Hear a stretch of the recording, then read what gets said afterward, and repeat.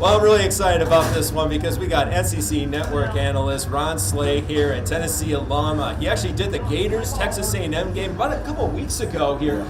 Describe your personality during that game. Well, I tell you what, man, I give a lot of credit to Tom Hart being able to bring my personality out, let me continue to be me while he breaks down the game, and I try to get everybody else in, being informative and exciting. That's my personality. It was the same as when I played. I want to be out there, and it's also a little bit of entertainment. That's people coming, paying their money to watch the game, so give them a little entertainment, be informative at the same time, but also continue to be you. Okay, I feel like I'm going to take some notes here. But let's take some notes on Saturday's matchup. We got Florida-Auburn here. Compared to the last matchup here, what are you expecting this time? Well, I expect Florida to be able to come out a little different because they have Elijah Martin in this matchup. That's different. They went up there to the jungle, played Auburn really well. Auburn probably have a little stench of embarrassment on them because beating Auburn in the jungle the way they did, that wasn't common. That's not common. And they stand for a little bit more. So the way Florida's been playing, the trajectory has been up. They've been level since that game. They showed that was their coming out party. Walter Clayton Jr. should have been in the running for the Mr. Basketball. I said Mr. Basketball. I'm sorry. The National Player of the Year. That was the high school limit. National Player of the Year. But then you also have guys that are coming along. Will Richard. Aberdeen could have been six man. Look at the front court. You got Houck. You got Handlockman who came back. You also have Big Chinaloo. I know I'm missing some. Alex Condon. You got Sam Alexis who's in the back end. So the roster is so deep. Todd Golden does a terrific job with having these guys mesh and all of them coming together. On the other hand of Auburn, Bruce Pearl's been here. That's the biggest thing. You've been able to have a guy with his back against the wall, and he knows how to deliver and get his guys motivated, especially for one game. You talk about Elijah Martin here for a second. Describe his kind of role that he's going to bring that Auburn has not seen yet. Physicality.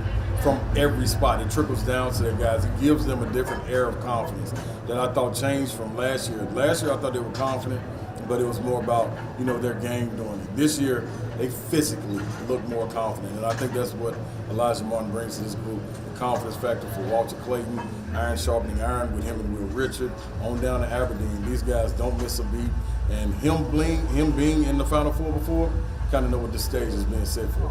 We all know what Janai Broom is all about here, but these Florida bigs, I feel like, Ron, they're not getting that kind of respect. Yep. Describe how important it is to have more than just two bigs like the Gators have. Yeah, they reset the bar, if you will. A lot of teams go out there and they're playing a guy stretch four. They try to mix him in with a guy that can block shots and protect the rim, and also catch lobs and things of that nature. They got a plethora of them. Awesome. And Logden and Chinaloo, you know what they can do, but they're so different. But they're both huge in the paint defensively.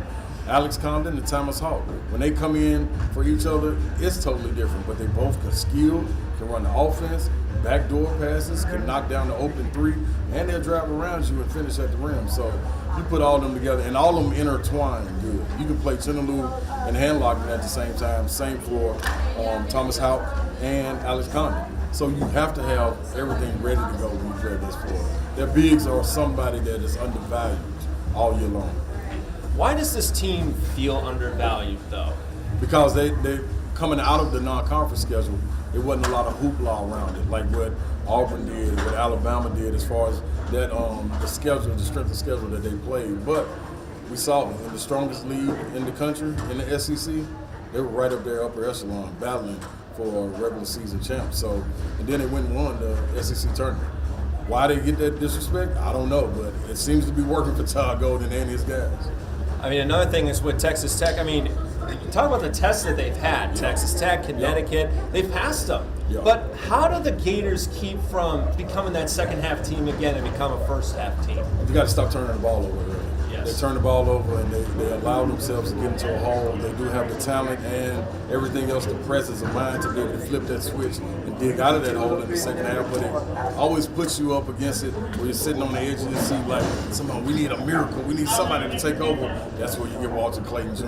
But it would be good, I'm sure Todd Golden would not lose as many calories sweating if his guys would come out and play that way from the get-go. I want to talk about Walter Clayton Jr. here for a minute. I mean, everybody keeps talking about him, like as like Stephen Curry, but he's so unselfish with his words. And how does that unselfishness, what does that do for this team? Well, I think it shows everybody that it's enough for everyone. Everybody can eat. It's not just one guy that we need to spotlight on. He's willing to share it. And with him giving the ball up, letting Will Richard do his thing, Elijah Martin do his thing, and then as soon as you forget about him, playing at his own pace, as calm as he is, he runs off 14 points.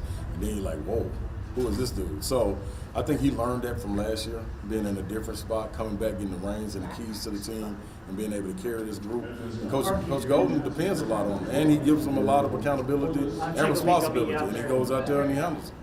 What word comes to mind to describe Todd Golden's coaching performance this year? Aggressive. I like it. Aggressive, I man. like it. You watch him, man. If you're a fan and you sitting behind that bench, you're going to get everything you're looking for, whether that be getting onto the guys, whether it be chest bumping, whether it be celebrating, whether it be getting down in the stands. And him playing D, my knee's too bad to get down in the stands, but Todd Golden's not. So he's aggressive, man. He wants to punch first, ask questions later. Ron Slay, I think we've asked all the questions we need here, but I could definitely do it for another 10 minutes here, but unfortunately I'm running a little low on time. But thank you so much for joining us here. This is the man from the SEC Network. He's the analyst, the Tennessee Volunteer alum, Ron Slay. From San Antonio, Jake Rongholt, TV 20 Sports.